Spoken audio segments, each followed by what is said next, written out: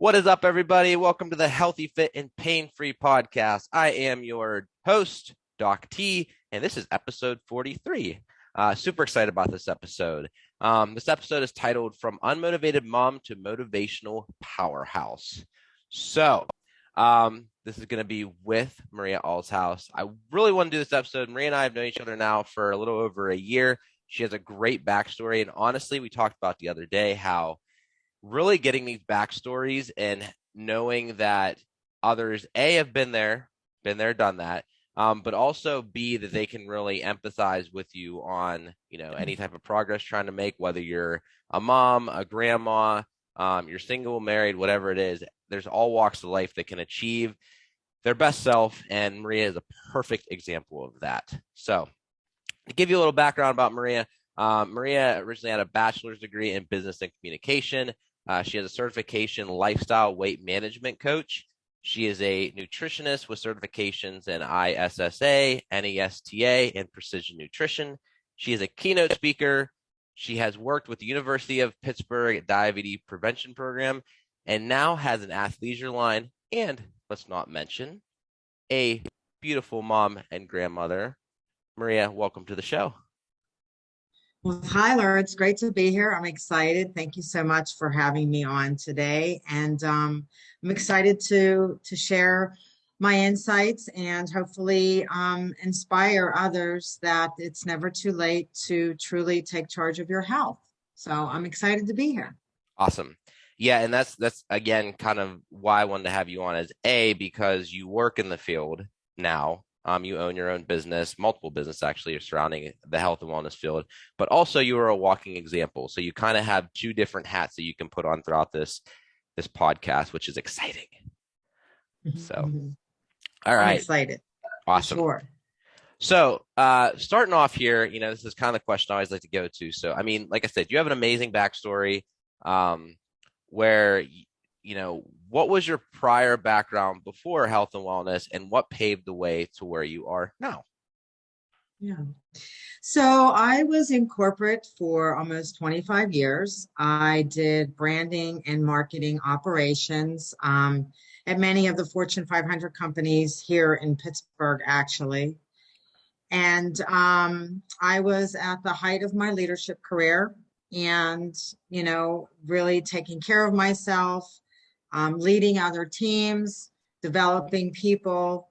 And at age 50, I found myself in a corporate restructure. And at age 50, it really wasn't an option for me or a desire for me to go back to corporate.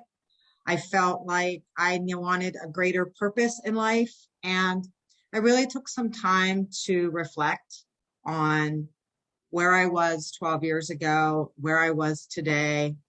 And I decided to take a leap of faith and start on my path to entrepreneurship. And I just felt like I wanted to or had a need to inspire other women that it's never too late to not only take charge of your health, but also what is it that you truly want to do? What is your passion and purpose? And that's kind of how I ended up where I am today. I really felt the need that I wanted to make a difference in others' lives at the end of the day, because I just wasn't getting that, in my corporate career.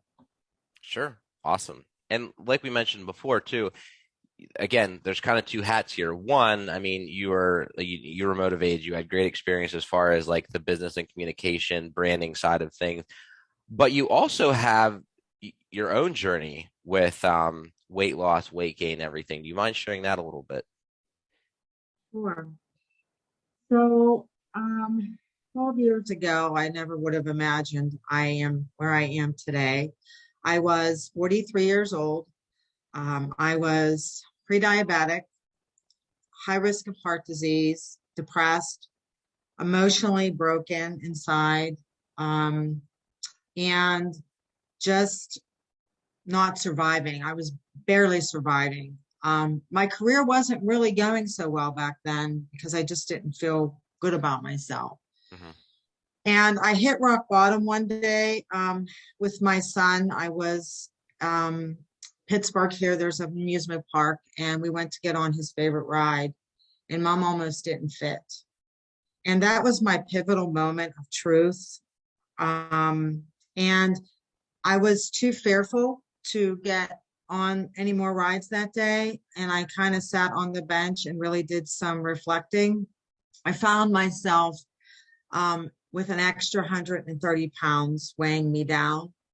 And, with my family history of heart disease and diabetes, I knew I was on the path of disease and I needed to make a decision that day. And oftentimes, especially as women, Tyler, as the first thing we go to is, how am I going to do this? What's the next, quick fix thing I can try? Mm-hmm. And that day, I really kind of sat back and I said, I have to stop thinking about how I'm going to do this because the road seemed so long. What I was missing was I had to understand why I needed to take this journey, whether it was going to take me a year, 2 years. I just had to accept where I was, lead from the future, figure out what it is that I truly desired and why, most importantly, why I needed to take charge of my health. I was only 43. I had a 13-year-old son. I wanted to be here for him. I wanted to watch him grow into the man that he is today. I wanted to have the energy to be there for him. But most importantly, I wanted to be here for my grandchildren. And I was given that gift 9 months ago. And, when I got that phone call that day, it really hit me because if I was where I was 12 years ago, I don't even know if I would still be here, but I would never be experiencing the joy that I'm experiencing today with her, getting down on the floor and picking her up and carrying her up the steps and having the energy just to overall enjoy her in general. So I just accepted where I was. I made the fundamental choice to take the path to health because we have two choices, right? We can continue on the path of disease, or we can continue, or we can make that choice to take the path to health. Being healthy is hard, and being unhealthy is hard, but the two differences is being unhealthy is going to get harder. Mm-hmm. Being healthy is going to get easier once you cross that abyss, right? And you create those healthier habits and behaviors. So that's really kind of, fast forward to today, what health has brought into my life, I would have never dreamed 12 years ago that I would be truly an inspiration to so many. And there's people that I don't even know that I'm an inspiration to. And it's been a humbling journey for sure.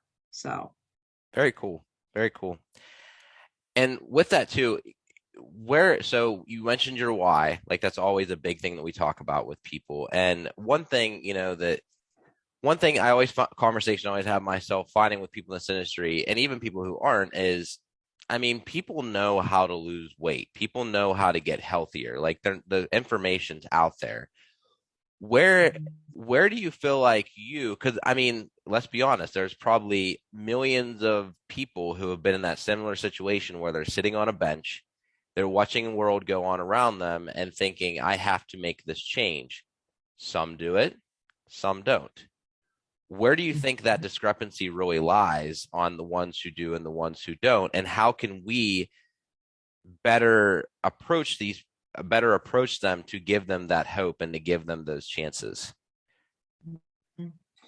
Well, I think, I'm part of the National Weight Registry study, and the study shows that it's been a 10-year ongoing study, and it shows, those people that have been able to, there's consistent patterns of those people that have been able to keep off 60 plus pounds for more than 5 years and 100 plus pounds for more than 10 years. And what it really comes down to is healthy habits, exchanging unhealthier habits for healthier habits. And the thing is that's not a flip of a switch, right? Sure. Human behavior is not a flip of a switch. And I think what happens is, we're in an instant gratification world where that delayed gratification is uncomfortable. And we have to learn to channel in the moment. If we don't address what we're feeling in the moment and why we're going to make that unhealthy decision in the moment, that behavior is going to continue to be part of our lives. Mm-hmm.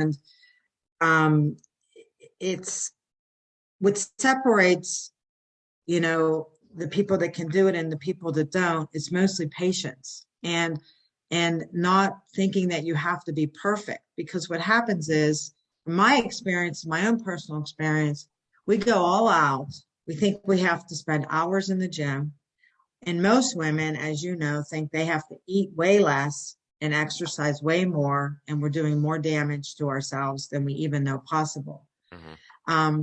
It's about making small changes over time, and being self-accepting of that, instead of letting the scale define you, because we all know that doesn't show the big story, right? Mm-hmm. If it was only that simple, everybody would be able to conquer getting healthy. But I think the biggest journey is 90% of the journey that I took was the 6 inches between my ears. Mm-hmm. It's mental strength, and it's having support. I could have never taken the journey that I've taken if I didn't have the support that I had, and it's being patient. It's realizing, just stop pressing the pause button. Life's always going to be there. There is never, ever, ever going to be a perfect time to start a health journey. You just have to accept where you are, figure out where you want to be. I'm a big advocate of lead from the future and act in the now. What is it that you ultimately want? I call it structural tension. What is it that you ultimately want? What is your current reality? And how are you going to, in that gum band of that tension, is what creates that success. And how are you going to get there? So if you just have patience and you stop thinking that you have to be perfect, and you make small changes over time, I finally realized that I had to just make small incremental changes over time, and stop thinking that I had to be perfect and go all out only to burn myself out. And a lot of it is behavioral, and a lot of it is the 6 inches between the ears. And it's certainly not easy. You got to pick your heart, like I said earlier, So I would say that you've got to be patient, and you've got to accept where you are, and you've got to just make the small changes. There's that book, Tiny Habits. I don't know if you're familiar with that book, or if you've ever read it. But it's just making small changes over time, because eventually it's going to yield big results. Mm-hmm. So. Yeah, along with that, another book I've read that I recommend on the podcast for is The Compound Effect by Darren Hardy, and it's very similar situation where it's little changes over time compound into huge changes down the road. So very cool. Now, you mentioned earlier about habits, like habits being a huge thing that people just kind of need to start into little habits at a time and make little changes, and eventually that'll lead to big change, like we just talked about. What habits do you feel like you acquired throughout the process, and what do you use with your, with the women and whoever you work with nowadays with those same exact habits? So we start out with, most of the women that come to me, the first thing they want to do is lose weight. That's a natural wanna thing, Mm-hmm. And we start out just, thinking about where the opportunity for change is. And we pick one thing and we work on that, whether it's they're drinking 6 cans of pop a day, let's cut it down to 4. Mm-hmm. And then we just that's just an example I'm throwing out there. Let's replace it with water. Let's look at your overall intake and what you're doing. And we just, we put a plan together, and we just take this. I look at macro habits and micro habits. Mm-hmm. Macro habits is usually the first thing they want to look at is healthy weight management. Okay, so let's look at that and let's break it down into micro habits. You know, are you hydrating enough? What does your diet look like? What's your nutritional intake? You know, because the law of thermodynamics isn't as easy as we think it is. Calorie is not a calorie. The body processes things differently. So it's just a matter of really looking at their overall start of where they are in terms of their daily behaviors, and just, you know, picking one thing at a time to work on. And once they conquer that, it takes about 66 days to create a new habit. It's not the 21 day that everybody thinks it is. There's a study in London that shows it takes about 66 days to create a solid habit. So that's kind of what we work on initially, is really looking at the macro habits of health they want to work on, pick one of those, and then break them down into smaller steps. Very cool. I like that. I like that a lot. Also love the fact that 66 is the number, because that's my favorite number. So it always works out that I can remember that one very easily. That's the year I was born too, so that's a good thing. Everyone out there can do the math now, but right, exactly. That's okay. I don't feel like I am that age. I feel like I'm 21 again, so it's all good. And you look like it too, so. Well, thank you. So very cool. So I know with our conversations before, a big part of your approach with people, and obviously you have the certifications as well, is nutrition. That's kind of like your big area that you really like to work on with people, from what I understand. So why nutrition? Why was that kind of your, you know, obviously when everyone has these big transformations, there's so many different areas and domains they can dive into. Why was nutrition? Why was that your calling? So nutritional and lifestyle change was my calling, because nutrition is the core of our immune system, right? It's what puts the biggest defense up against disease. And where I was on that path of disease, and I knew that my nutritional intake was not right, you know, just by the way I felt, you know, my weight gain, my aches and pains, you know, the inflammation.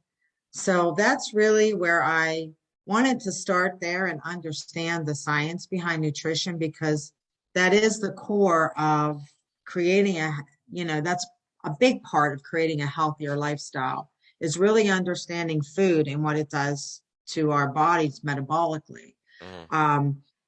You know, because women are always looking for a quick fix and never understanding why they have to eat healthier. Guys too, don't worry. Yeah, I should say guys do too. But I was always one of those women that were always looking for this quick fix solution, but never understanding why it was working, or why it wasn't working. And I was really tired of feeling sick and tired. And I knew the food intake that I was taking in was 90% of my problem, because it was all highly processed. It was all sugar.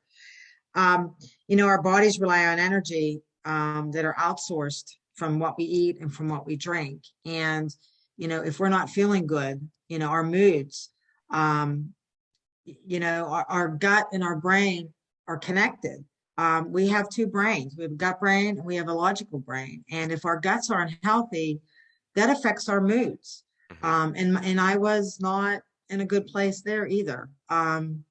So I really wanted in your overall well-being, you know, nutrition also affects your mental and physical health. And that was the area that I wasn't feeling well in either.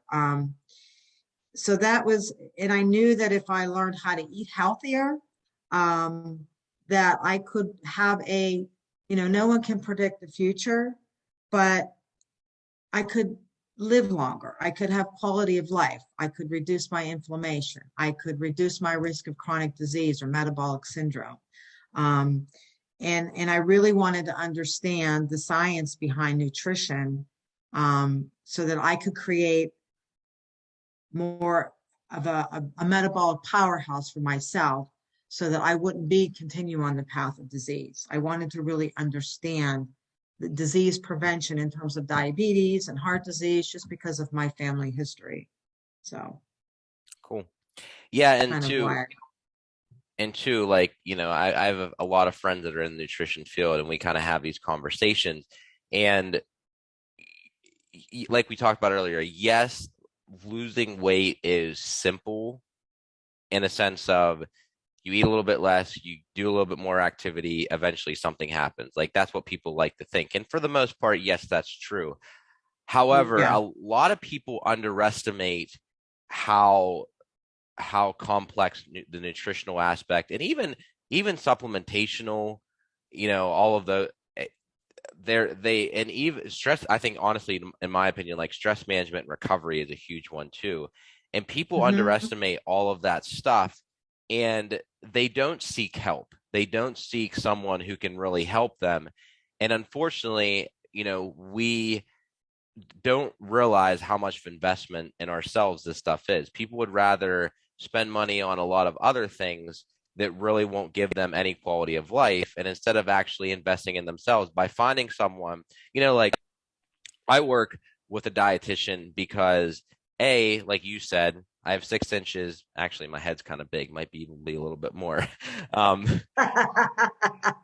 be between my ears, and so I want to get smarter with it, but also it takes away my emotional reaction to how my body's responding, and it lets somebody else actually look at it and tell me, hey, let's try this because this seems to be working.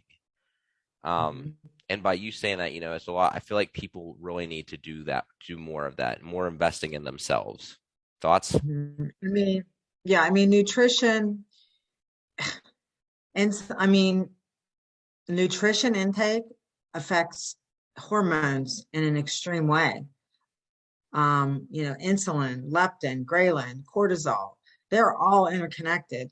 And, especially women my age that are going through that change, where their hormones are all over the place. 90% of serotonin is released from the gut. That's a feel-good hormone. So your nutritional intake truly can affect every aspect of your physiology. Mm-hmm. And I don't think people really understand that until they clean up their act, so to speak, and Mm-hmm. start to, take in nutrient dense food versus calorically dense food. Mm-hmm. So, Yeah. because blood sugar has a lot to do with um, the way our metabolism works too. So, Mm-hmm. Yeah, for sure. Yeah, and it's I had a conversation on the last podcast about this, and it's also understanding too that like there isn't really a good or a bad food mm-mm, necessarily. It's the right. fact of it's what we pair it with, it's what you can get out of the entire meal, because people are like, oh, I'm just gonna have this bad food. It's like, well, you know, or sugar's bad, we should not eat sugar. Well, I mean, Right. if you reduce your sugar, it's going to do good things for you. Um, Mhm. but it's not necessarily that having ice cream is bad. It's that ice cream has very little nutritional value, fiber, you know, micronutrients, and so that's kind of where the scale tips. Mhm. But we Yep. need And I'm, to go ahead. I'm glad you brought that up. It's a good point because, it goes back to the mindset. People ask me all the time, and this is a big pet peeve of mine. Maria, do you ever cheat?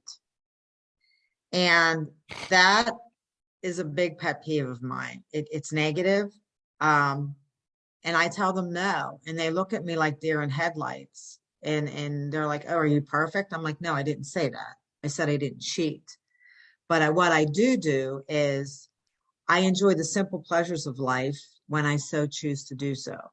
You know, I am not perfect by any means.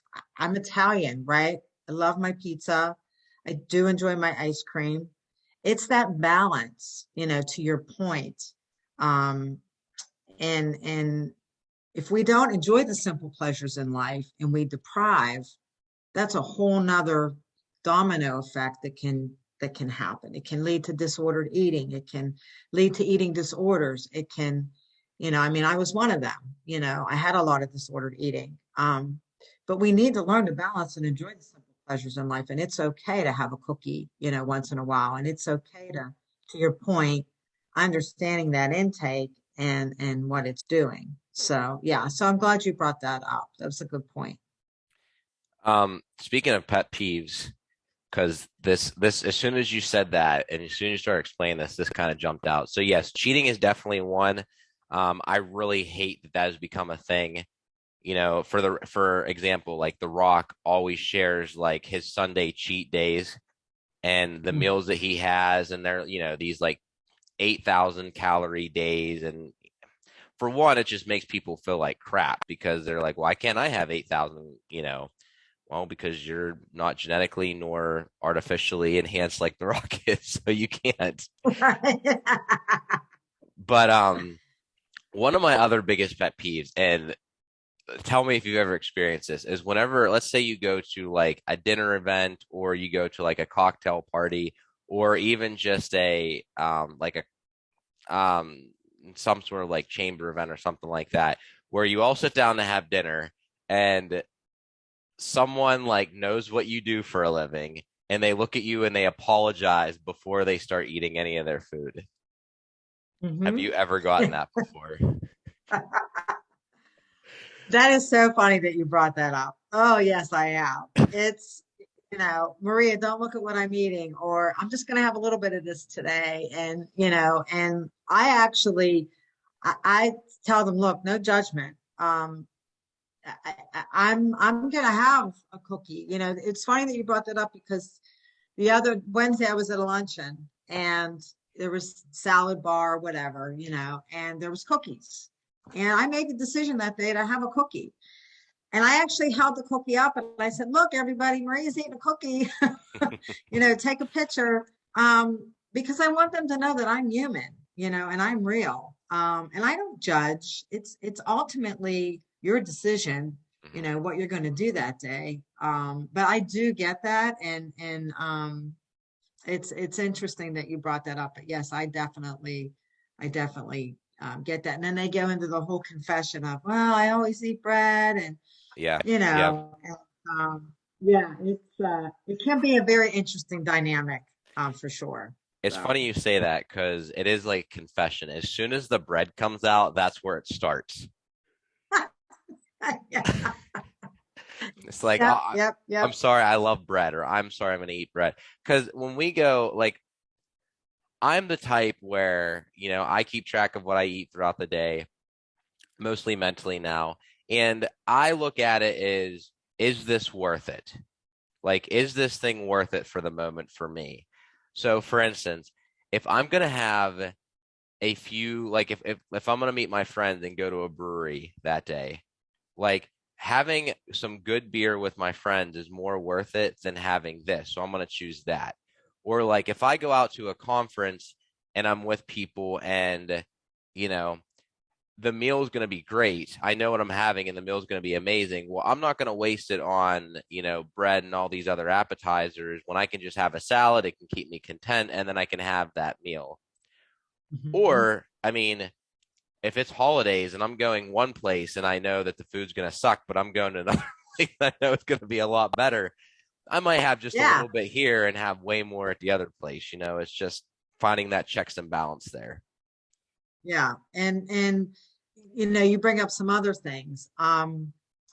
Oftentimes during the holidays, my clients start to freak out, right? Oh my gosh, the holidays are coming. Maybe I should wait till after the holidays, That goes back to stop pressing the pause button because there's always going to be a birthday. There's always going to be a communion or whatever, right?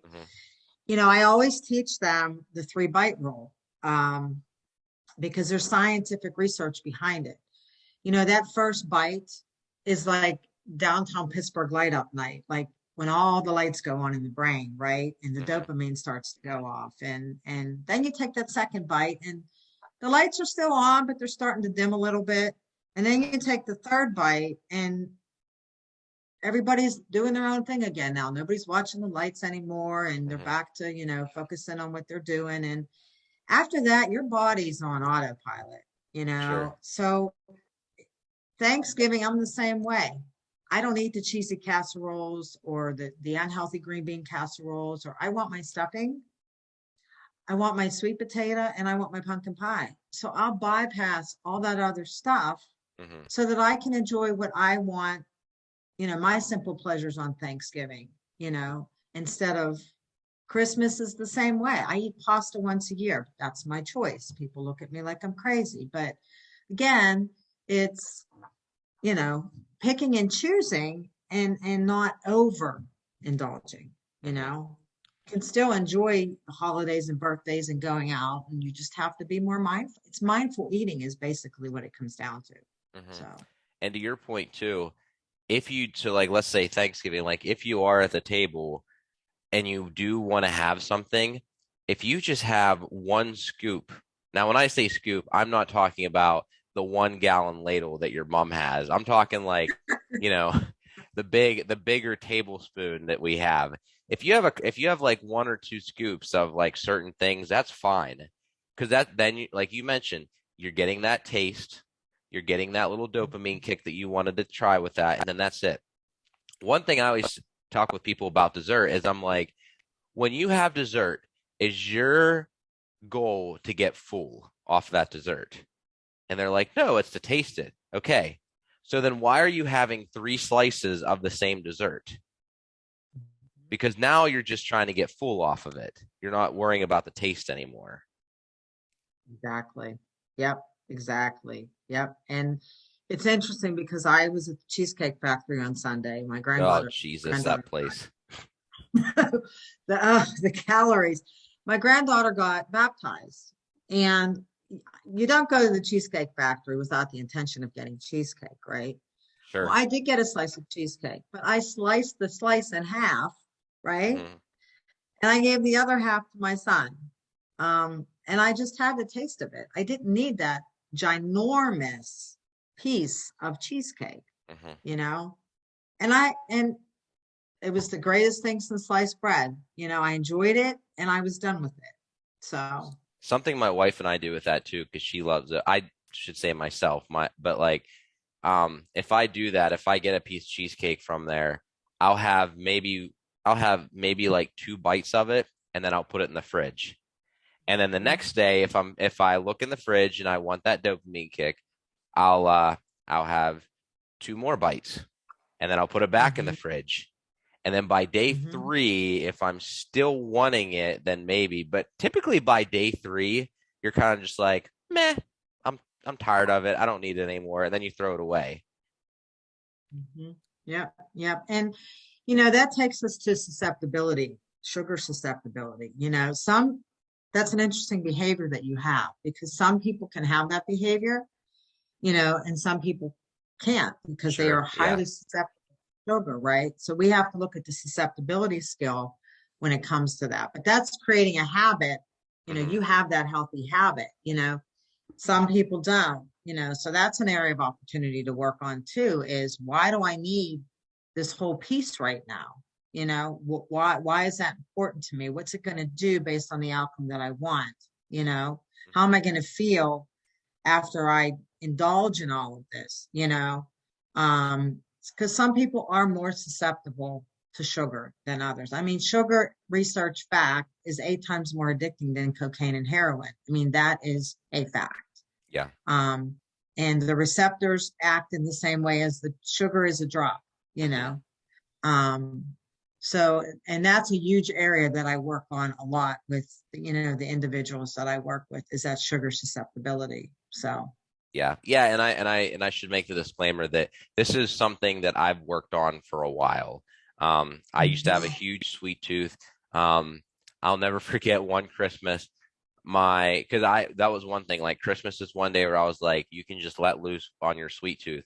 And I'll never forget there was one time that I mean, I devoured the cookie table. Like I made mhm. the cookie table my bee that day. And my father-in-law at one point, I went too far though, and I was just didn't feel good. And my father-in-law came and told me I looked like a beach whale. And for a second, And you learn your lesson, but it's definitely taken time. So with this, where do you feel, the kind of to dovetail off that, where do you feel that we fail as a society to make progress from both a professional standpoint and also a non-professional standpoint? Yeah, so we're in a supersized generation, right? Um, the more the better. Mhm. Restaurant servings are on average 8 times the standard serving size listed in the FDA, dietary guidelines. So it's if you look at um, if you look at where we were, I'm going to go back in history a little bit here. If we look at where we were 10,000 years ago, right? There was no obesity. Mhm. Um, there was no heart disease. There was no type 2 diabetes. Getting enough food was a struggle, but when we got that food, Mhm. we held on to it. And it, it's that 10,000 year ago mentality that food is so convenient now as a society, and there's so many addicting ingredients in it. I really feel that it starts, I don't know if I'm answering your question or not, but I Mhm. really feel that it starts with the food industry, because they purposely put addictive ingredients in processed food, and it's everywhere. Food is everywhere today. Mhm. Um, it's As a professional, it's my job to educate. Um, but at the end of the day, Tyler, it's what I did 12 years ago. Sure. It's taking self-responsibility Mhm. for your health. No one can do it for you, you know. Um, I just feel like we need to educate more. We need to get more resources to people who maybe can't financially, afford it. Mhm. People pay for what they value. I get all that, Mhm. and health is wealth. Um, but that's one of the reasons why I'm doing what I'm doing, is because I want to educate people as much as I can. You know, People don't understand the macronutrient walls of the body, and how it processes, and how it, what carbohydrates are not bad. And we just really have to educate people, but they also have to take the self responsibility to want that education and to Mhm. make that one simple decision to own it, um, and to get the support that they need. So I really feel that overall we fail as a society because we continue to let um, the food industry drive, or dictate the types of foods that we are, the marketing, product placement in the grocery stores. They're strategically planted. And I mean, there's a whole science behind that. Mhm. So how do you control that? How do you control the stimulation and the cues and the rewards and the brain? And, a lot of it is rewiring, and understanding that you've got to rewire your brain, and recognize, what the food is doing to you, I guess. I don't know if that answered your question, but it's kind of where I see, where are we failing, and what could we do better, you Yeah, know? no, definitely for sure. It's funny when you were talking about food availability. This is a horrible story, but yesterday I was driving. I was on my way home from the office, and I was at this intersection, and there was a homeless guy there. And the homeless guy had a sign up that said, please support food, blah blah blah. And I like had an apple, and I stopped and I threw him my apple, and then someone actually on the other side of the road stopped and gave him like a bunch of bananas, which I was a little warmed inside knowing they were giving him bananas. But then it was funny because as I was driving past his little collection there, I mean, all there was like, little cakes and bags of chips and, like all of this like box, like graham crackers, like all of this box stuff. Now, granted, someone who's homeless, the last thing they care about is eating healthy, but it kind of shows you, it's a weird representation of society where it shows you that, you can have someone in like the worst moment of their life, yet they're surrounded by that type of food. Hmm. Yeah, yeah, exactly. It's interesting. It's yeah, and what breaks my heart is the generation that's coming up. They're going to have the shortest lifespan ever, just because of the convenience of food and the addiction to food. And food is an addiction. Hmm. Um, and that was a big part of going way back to our conversation is until I addressed really what was eating at me, nothing was going to change. Hmm. I had to take the time to do that emotional channeling Hmm. and really understand why I had that unhealthy relationship with food, you Hmm. know.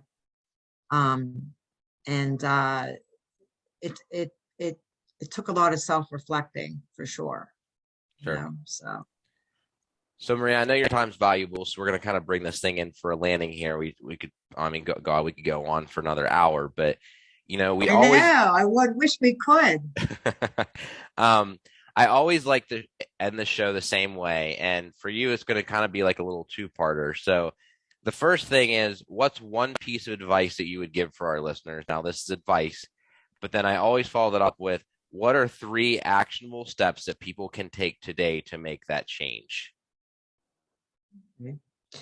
So one piece of advice, if you had the choice to thrive in your health in your life, would you take it? And I'm not asking you if you think you can do it.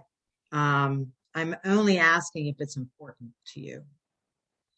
From personal experience, I know the thought of being healthy might seem a long way from where you are right now. If that's what's on your mind, I get it. And the goal of achieving a sustainable, healthy lifestyle seems like a fantasy to some. But let me assure you, I was the you that made the decision, and it really isn't. You can definitely do it. You just need to learn how, and most importantly, believe that you can. Because if you think you can't, you can't. If you think you can, you can't. Three takeaways. Stop pressing the pause button. Stop making excuses. I made millions of them. Just start. Lead from the future, act in the now. Oftentimes as humans, we tend to focus on the problem. I need to lose weight. I'm this, I'm that. But what is it that you truly desire? So ask yourself, what is it that you ultimately want when it comes to your overall health and well-being? You know, take the time to reflect on your why. Why do you want to take charge of your health? What difference is that going to make in your life? Why is that important to you? Why is all that going to matter? Peel your onion, so to Mhm. speak, because without that intrinsic motivation, the how's not going to happen. Get support. We talked about that earlier. Get support with, organization of what you guys do. I love what you guys do. You have all areas of deep health, the mental health, the behavioral health, the physical health, the nutritional health, or a coach. I had many coaches, and I'll give you an example. We'll go back to last year, Phil Mickelson, age 50, he made history as the oldest major to win a championship. He had a 200-1 odds. And I listen to the story all the time, sometimes when I need a little bit of an up, because Mhm. I have my days too. And, the first 6 holes, he wasn't doing so well, and he has his brother there that really coaches him and is his support system. And his brother went up to him and said, look, if you want to win this golf tournament, you got to make those committed swings. And otherwise, you're not going to make it. And what he meant by those committed swings was don't let thoughts in where you want to go. Keep feeling what you want Mhm. through that whole swing. So, in other words, keep focusing on what you want, and the rest will follow. And have that believe in yourself mindset. There's no reason why you can't achieve a healthier lifestyle. You just have to have the right mindset and, most importantly, the right support, because I could have never done what I did without the support systems that I had, you know, and find a healthy community, be around like-minded people, make your environment more healthy. All of that affects, the decisions that you make and what you ultimately want. So Beautiful, beautiful, just beautiful. Love it. oh, thank you.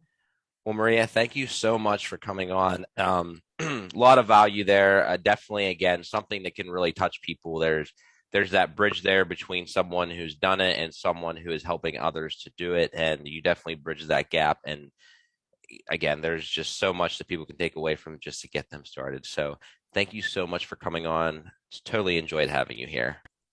Well, thank you for having me. It's my pleasure. And if we made one difference today to somebody, then we've done our mission today. It's Worth just it. kind of how I see it. So Yeah. totally worth it. Awesome. Well, everyone, thank you so much. This is a Healthy, Fit, and Pain-Free podcast with Maria Allshouse. Love you all. Have an amazing day, and we will talk soon. Bye. Mwah, mwah.